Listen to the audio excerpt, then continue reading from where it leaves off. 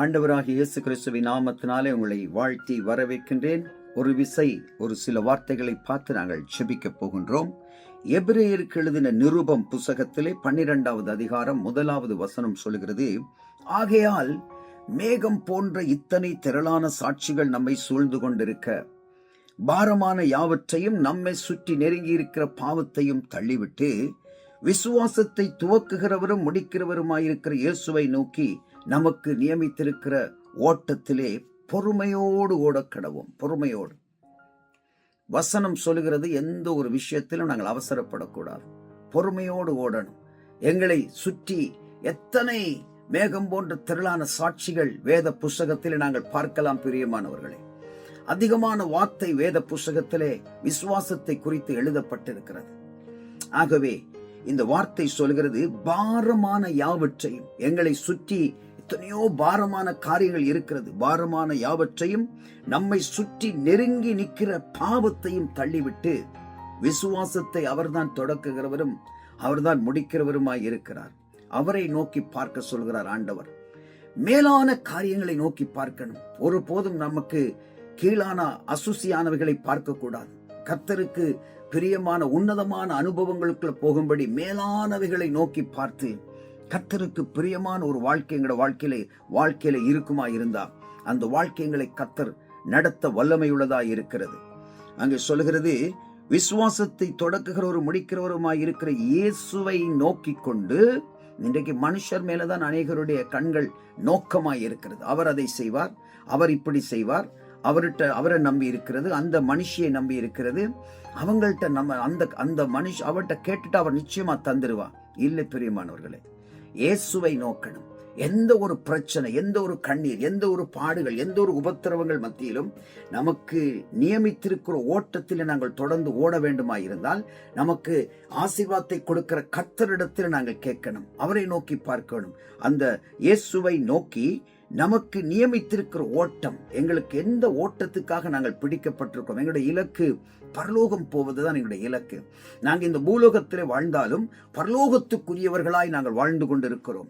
ஒரு காலத்தில் நாங்கள் பரலோகத்தில் போய் நித்தியமாய் வாழப் போகின்றோம். ஆகவே நமக்கு நியமித்திருக்கிற இந்த ஓட்டத்துல கவனமாய், பயத்தோடு, நடுக்கத்தோடு, பொறுமையோடு ஓடக்கடவோம் என்று பைபிள் சொல்லுது, வேதம் சொல்லுகிறது. ஆகவே வேதம் சொல்லுகிறது, அவர் தமக்கு முன்பாக வைத்திருந்த சந்தோஷத்தின் பொருட்டு அவமானத்தை எண்ணாமல் சிலுவையை சகித்து தேவனுடைய சிங்காசனத்தின் வலது பார்சத்தில் வீற்றிருக்கிறார். எபிரேயர் 12:2 அதை சொல்லுகிறது.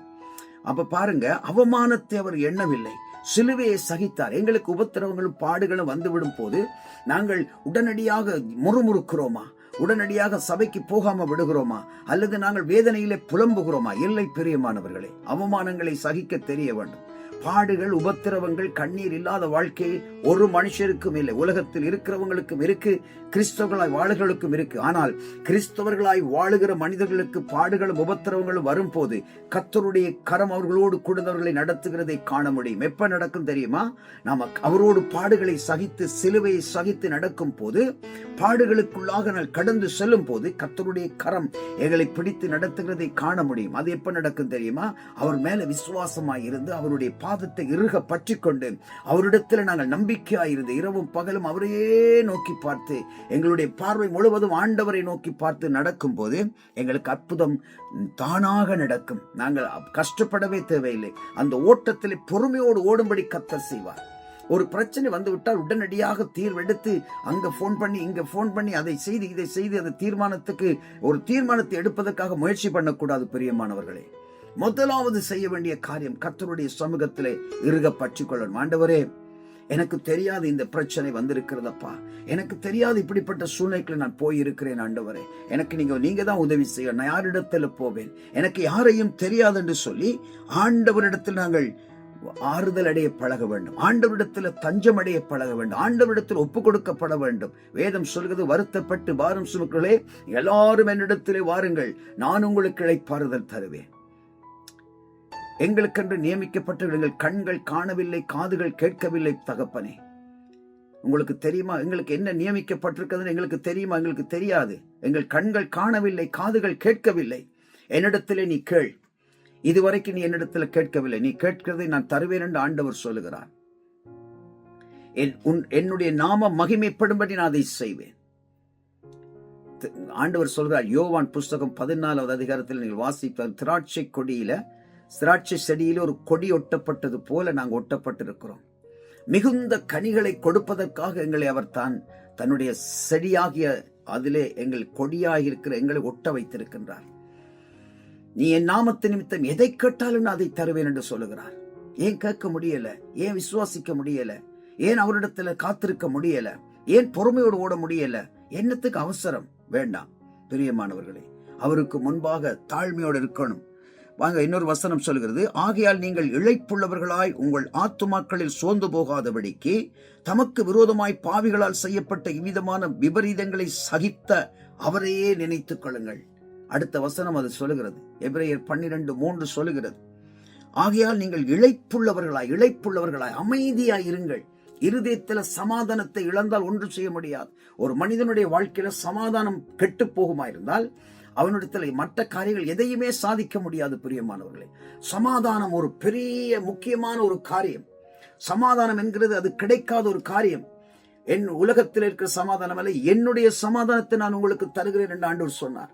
என் சமாதானத்தை நான் உங்களுக்கு தருகிறேன்.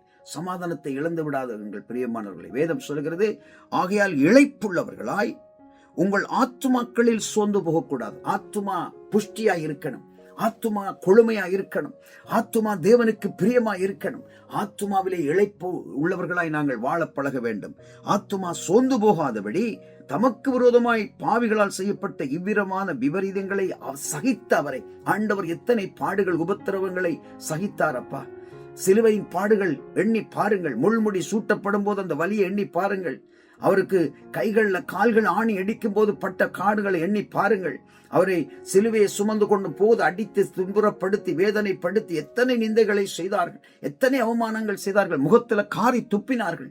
எத்தனை அவமானங்கள், தாங்க முடியாத அவமானங்கள். இயேசு கிறிஸ்து அவமானப்பட்டது போல யாருமே இந்த ஹிஸ்டரியில அந்த உலகத்துல இருக்கிற எந்த மனுஷனும் அப்படி அவமானப்பட்டிருக்க மாட்டார்கள்.